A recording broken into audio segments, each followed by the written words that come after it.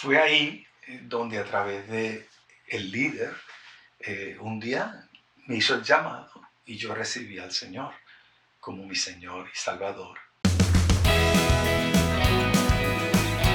Conversando con los Class.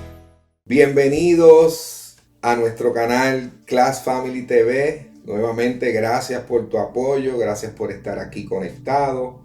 Estamos en nuestro programa de Compartiendo con los Class, Conversando con los Class. Así que le damos la bienvenida a nuestro invitado. Tenemos un invitado de oro hoy, un amigo, considero mi amigo, lo conozco por muchos años, un hombre de Dios tremendo. Y quiero pues entrevistarlo y conversar con él en este día. Así que con ustedes mi amigo, el obispo Fran Picón. Saludos Carlos, saludos a toda la audiencia que te sigue a través de este podcast. Qué honor, qué privilegio que me da de poder dirigirme a ellos y estar aquí para conversar un ratito. Vamos a conversar, de eso se trata. Quiero recordarles que se suscriban al canal, compartan el material, es para edificación, es para entretenimiento, no solamente queremos edificar, también vamos a tener invitados que nos van a entretener. Tenemos varias dinámicas dentro del programa, pero hoy yo sé que vamos a ser edificados. Así que, pastor, le digo pastor, obispo, ¿cómo te sientes? Hasta Fran. Bueno, pastor, vámonos por pastor. Pastor, ¿de dónde eres? ¿Dónde naciste? Nací y me crié en Hoboken, Nueva Jersey. Así que yo nací aquí en los Estados Unidos. En New Jersey. En Nueva Jersey. ¿Hasta qué edad estuviste ahí? Ahí estuve hasta los 12 años. Mis padres fueron de vacaciones a Puerto Rico a ver a mis abuelos. Y cuando estuvimos allá, ahí en Barceloneta, que tú eres del área, sí, sí, tú eres de Manatí, pues estaba la industria farmacéutica. Claro. Mi papá trabajaba con una farmacéutica en New Jersey. Y así por curiosidad colocó una aplicación y le transfirieron. Le dieron el trabajo inmediatamente. Inclusive mi mamá fue la que se regresó a vender todo el mobiliario, buscar los expedientes míos de clase. Y en el 1973, en el verano del 73, nos regresamos a la Isla del Cordero. ¡Wow! Entonces, ¿son más hermanos? Sí, ¿O hermanas? Yo tengo un hermano que partió con el Señor. Okay. Murió en un accidente de auto. Wow. Tengo mi hermana mayor, Gladys, okay, y mi hermano menor, William. ¿O eran 4? Sí, éramos 4. 3 varones y una mujer. Pues, sí. Qué bueno. ¿Tu infancia fue una infancia normal? No, o sea, una familia de clase media o una familia media alta. Bueno, comenzamos pobres y luego entonces papi, pues recuérdate que en los 70s el que trabajaba en una industria farmacéutica en era un Puerto buen Rico, trabajo. Era un buen trabajo, sí. Entonces pues podemos decir que subimos a una de clase media alta. Pero mantuvimos siempre esa mentalidad de pueblo, de barrio. Claro. ¿En qué pueblo estuviste en Puerto Rico? Florida. Florida. El pueblito, el último municipio. Tremendo. Florida. Mi esposa es de Atillo. Y ahora, él es de Florida en Puerto Rico, pero vive en Florida. De Florida a Estados Unidos. Pero tremendo. Entonces, ¿en qué momento, en qué etapa de tu vida es que en realidad tú conoces del Señor y das ese paso de aceptar? Hay una frase que mucha gente utiliza, es que nací en las bancas. Mis padres eran de la denominación Alianza Cristiana y Misionera. So que te criaste en el evangelio. Me crié ahí y pues lo que yo conocía era la iglesia, ese ambiente, esa cultura. Cuando nos vamos a Puerto Rico, pues no había en nuestro pueblo una iglesia de esa denominación. Y recuerdo que fue en las Navidades del 73 cuando nos dieron un matutino, la Iglesia Asamblea de Dios, Iglesia Filadelfia Asamblea de Dios de las Parcelas Selgas en Florida. Y ellos aparecieron por allá. ¿Quién les dijo que nosotros estábamos en el vecindario? Wow. Yo no tengo idea porque no me recuerdo. Lo que sí sé es que ese fue el comienzo de nosotros entonces empezar a congregarnos en esa congregación de las Asambleas de Dios. Ojo, pues tú llevas en asamblea, o sea que estuviste en asamblea bastante. O sea, tu fundamento teológico nace en las asambleas para los Sí, efectos. pentecostal. Claro, pero Hasta... porque yo pienso, yo no he pertenecido nunca a una denominación, pero dentro de lo poco que yo puedo conocer con relación a las denominaciones, pienso que las asambleas es lo más cercano para mí a algo que yo pudiera hacer. ¿Me entiendes? Dentro de, si fuera a conciliar todo y tuviéramos que escoger, hay dos ramas que yo, teológicamente de los bautistas, mi pensar, yo escogería a los bautistas, pero carismáticamente me gustan las asambleas, por ejemplo. Bueno, no sé si sí, yo te entiendo exactamente. Yo le agradezco a Dios por esa experiencia de vida. Claro.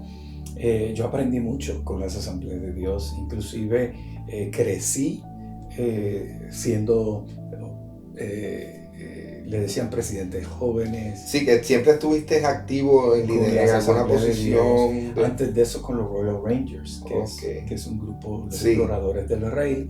Inclusive ahí es donde yo tengo mi encuentro con el Señor. Eso te iba a decir, ¿en qué etapa en realidad? Porque uno, aunque se críe, hay un momento que hay un antes y un después en la vida de uno. Sí. Aunque uno diga, bueno, pero en realidad donde cogí un cantazo, donde me marcó el Señor, donde pude decir, wow, la verdad que Dios. Yo diría que fue en la Asamblea de Dios bajo ese programa, el cual estimo mucho, y luego fui un comandante de ese programa. Que seguiste una tropa, claro que brutal. Sí, es como que uno en agradecimiento claro. quiere uno sembrar en otros niños, pero para mí fueron los únicos que me evangelizaron. O sea, algo que es bien importante,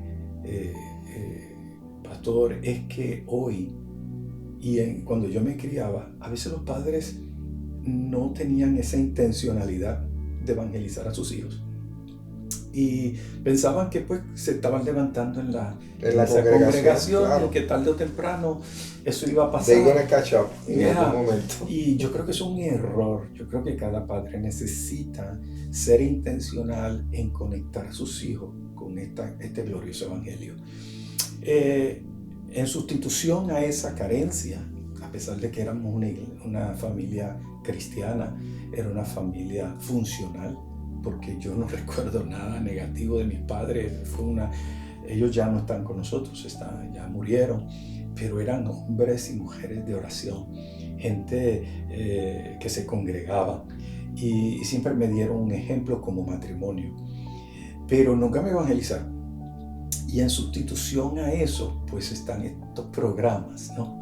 Me acuerdo que para las niñas eran las misioneritas. Y fue ahí donde a través de el líder, un día me hizo el llamado y yo recibí al Señor como mi Señor y Salvador hasta el día de hoy. Entonces eso para mí fue un antes y un después, porque no importa, yo tendría que 13 años cuando surge este regénesis en mi vida, y yo lo sé porque mi vida cambió. Empecé a amar, porque una cosa es tú asistir con tus padres y otra cosa es amar el evangelio, amar a Dios, amar la obra de Dios. Y empecé a involucrarme desde muy jovencito, un adolescente. Yo era presidente de jóvenes, cuando tenía jóvenes en nuestra congregación que ya eran universitarios. O sea, estas cositas solo lo puede hacer Dios, ¿no? Desarrolla un liderazgo. Y así estuve allí hasta el año 80. Yo estaba en la universidad, estaba estudiando ciencias naturales y tuve un deseo de ingresar a las Fuerzas Armadas. Yo era parte de la ROTC de la Universidad del CUTA de Arecibo. Sí, yo estudiaba en la UP en Río Piedra, había ROTC también. Nosotros éramos del Arecibo, segmento de Arecibo. Y un día llegó un reclutador vestido de blanco completamente. Aquello que era entonces el ROTC del Army, era oliva, no era camuflajero, era un Sí, color sí, oliva. verde oliva. Y las botas había que brillarlas con betún, no ahora están ya Ya bien brilladas. Y brillosos. yo vi a aquel hombre que llevó aquel uniforme tan hermoso, ¿no? Y yo dije, puso la pantalla, y te acuerdas que eran los VCR, pero aquellos grandotes, los grandes. Claro. Él lo puso en el lobby allí del CUTA, de la universidad, y de momento sale una película de un submarino saliendo del agua, y allí me convenció. Yo me enamoré de la naval. Hice ese cambio, y 6 meses más tarde ya yo estaba reclutado, y el mes 7, 8 por ahí salimos en el 80, fines del 80, noviembre del 80. Wow. Yo me gradué en el 81 de escuela Sí, superior. de escuela superior. Del colegio. Pues mira. Y desde ahí estuve 21 años en la naval. Wow. Ahí hiciste tu carrera. Ahí hice mi estudio universitario, mi carrera militar, fui administrador de hospitales. Mi profesión es administración de empresas, mi bachillerato y mi maestría es en administración de hospitales. Ok, entonces de ser un hombre nacido, criado en el Evangelio, donde despuntaste desde joven como líder, porque eras líder de jóvenes, estabas envuelto en el ROTC en la universidad, de ahí cómo nace, o sea, ¿cuándo reconoces o entiendes que Dios te llamó al pastorado? Porque yo soy de los que creo que el pastorado es un llamado. Sí. Yo no creo que esto se trata de estudio. Creo que se debe estudiar, pero debe estudiar el que es llamado, debe ser el primero en estudiar, porque estoy contigo. Yo no puedo creer que tú vayas ponle que vayas al mejor seminario del mundo 4 años, a conocer mucha hermenéutica, homilética, a entender muchas cosas, a ser un tremendo teólogo, y lo puedes lograr hacer. Sin embargo, si tú no tienes llamado pastoral, yo creo que no vas a ser eficiente, porque el llamado pastorear no se trata de predicar. Si la gente cree que el pastorear es el más lindo que predique, pues entonces quizás puedas hacerlo. Pero el pastorear una congregación se requiere de un llamado, porque sin Dios es imposible que tú puedas echar hacia adelante en una congregación. Estoy de acuerdo, hay mucha gente que está informada, está llena de datos, información, historia, a un concepto bíblico, pero hay pocos llamados y definitivamente procesados y enviados. Creo que la iglesia también tiene que reconocer el llamado, aún estando ahí en una congregación, aún antes de ser enviado. Claro. La iglesia reconoce, ahí hay algo distinto. Entonces, cuando ¿qué fue mi experiencia?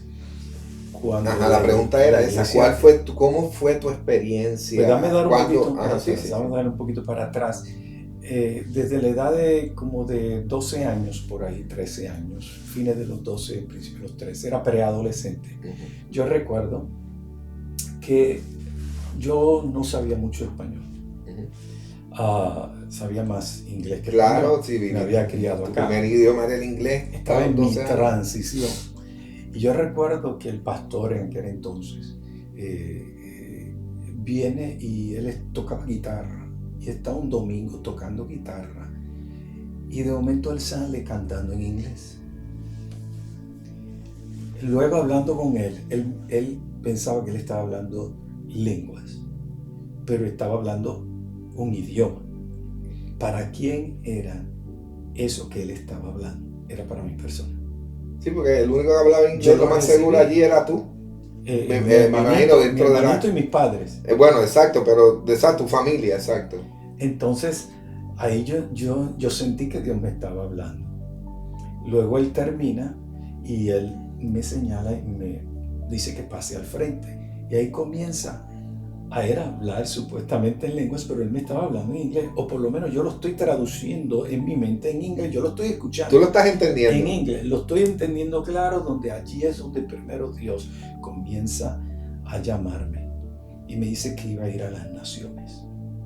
En aquel entonces, con el conocimiento limitado que uno tiene, yo pensaba, o lo único que conocía de las naciones eran aquellos misioneros que venían a la congregación que habían estado en el Amazonas, habían estado en el África, en diferentes países remotos, donde pasaban ciertas necesidades, y yo dije, wow, eso no es lo que yo allá quiero. voy yo. Entonces, ese era el pensamiento que me estaba pasando por la mente. Pero según uno va creciendo en esta palabra, yo recuerdo que voy a la naval y empecé a viajar en buques.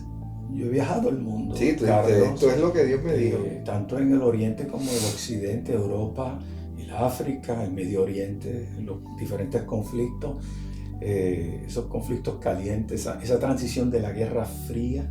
Sí. Estuvimos en portahelicópteros, portaaviones, anfibios, asignados con la infantería marina.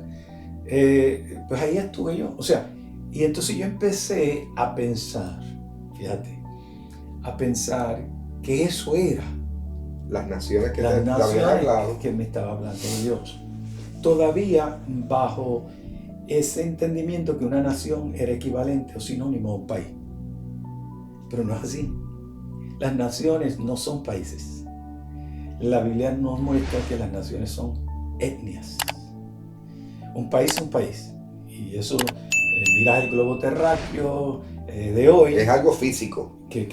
Una nación no es algo físico. No, es un grupo de personas. Grupo de personas. Claro, como razas. La nación puertorriqueña no habla de Puerto Rico, habla de todos los puertorriqueños en todo el mundo. Lo que tú te refieres cuando hablas de nación. Me refiero la nación de Israel. Pues no hablaban solo los que estaban en Israel. Los chinos que hablan mandarín.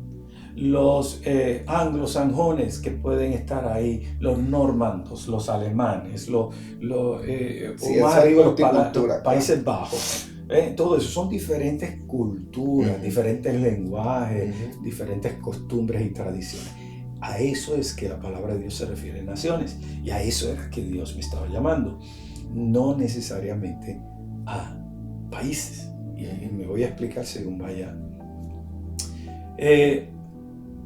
El mero hecho de que yo era militar, yo seguía siendo creyente.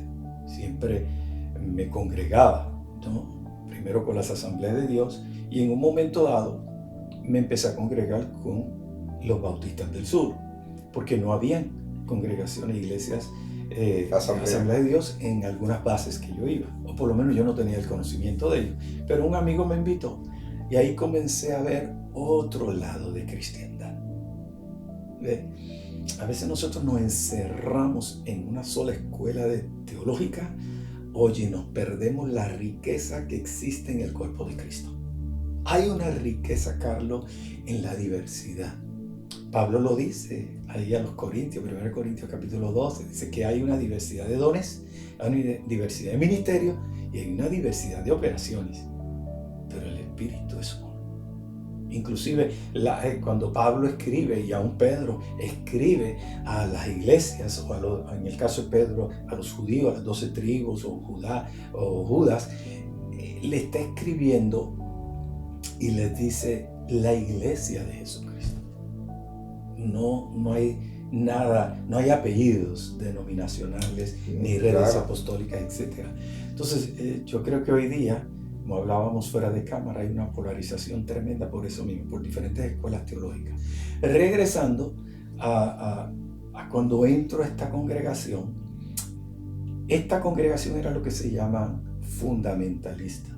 O sea, el himnario de gloria, muy tranquilo en la alabanza, una solemnidad, pero unas profundidades en cuanto a la palabra de Dios, teológicamente. Y eso me llamó la atención, porque yo estaba expuesto a los dones de poder. Estaba expuesto a ese sentir carismático, a ese gozo, esa alegría. Pero me di cuenta que yo carecía de mucho entendimiento de la palabra. Y para mí, esa época que yo estuve con los bautistas del sur fue algo enorme en cuanto a mi crecimiento espiritual. Vi otra cara de la moneda. Y así fui creciendo hasta que yo llego a Puerto Rico como uno de los administradores del Hospital Navarra, allá en la base Rupert Road, en Ceiba. Y allí pues de alguna forma yo llego a una congregación apostólica. Para mí eso era nuevo también. Nunca había escuchado sobre el apostólico, ¿verdad? Sobre la vigencia de los 5 dones ministeriales, esas 5 doreas para edificar al cuerpo de Cristo. Pablo dice, para perfeccionar a los santos para la obra del ministerio, para el trabajo del servicio. Y entonces pues allí yo soy expuesto a otro lado, a otra parte del diamante ese que se llama la iglesia del Señor, que dependiendo cómo alumbre en un momento dado, ¡pum!, ves otra perspectiva, pero que es Dios. Dios es infinito y su amor es infinito, y cómo Él trata a su pueblo es de forma infinita, que a veces no lo entendemos, pero sabemos que es de Dios, porque nuestro espíritu da testimonio. Claro. Y entonces allí donde yo comienzo a desarrollarme como anciano. Yo había pasado como presidente de jóvenes, había sido músico, tuve grupos de música sacra, visitaba muchas congregaciones, pero nunca estuve en una posición de servicio y de liderazgo dentro de una asamblea, de una congregación. Sí, ya una posición de más responsabilidad. De más responsabilidad, de servicio a la iglesia. Sí, pero que requiere un grado de responsabilidad, y de testimonio, dice ahí, de madurez. Exacto. Y entonces pues ahora me presentan el concepto de anciano que tú conoces, que no se escucha mucho dentro de las iglesias pentecostales, carismáticas, pero que en la iglesia, las iglesias más tradicionales, metodistas, bautistas, presbiterianas y las apostólicas, en su mayoría, pues ya sí es un gobierno de presbiterio, de ancianos. Y ahí pues yo soy expuesto y de alguna forma pues nos invitan. Era Dios, pero a través de esa congregación nos invitan a participar en esa etapa. No sabiendo que era Dios ya formando a uno, ¿no? Claro. Porque del llamado al envío está de formación. Bueno, ahí es que está la graduación. Como dicen en nuestro país, está el meollo. Ahí que está el meollo del asunto. El proceso. ¿No? El proceso. La gente conoce a veces al ministro, pero no conoce el proceso de ese ministro. Y no todos los ministros tienen que pasar los mismos procesos tampoco. Hay ministros que todo le ha ido maravilloso desde principio a fin y nada malo con eso. Creo que eso todo depende del nivel de filtros que tú tienes. Filtros culturales, filtros ideológicos, políticos, religiosos, que entonces Dios comienza a derribar esas fortalezas, esas ideas para plasmar el diseño del Señor. Conversando con los Class.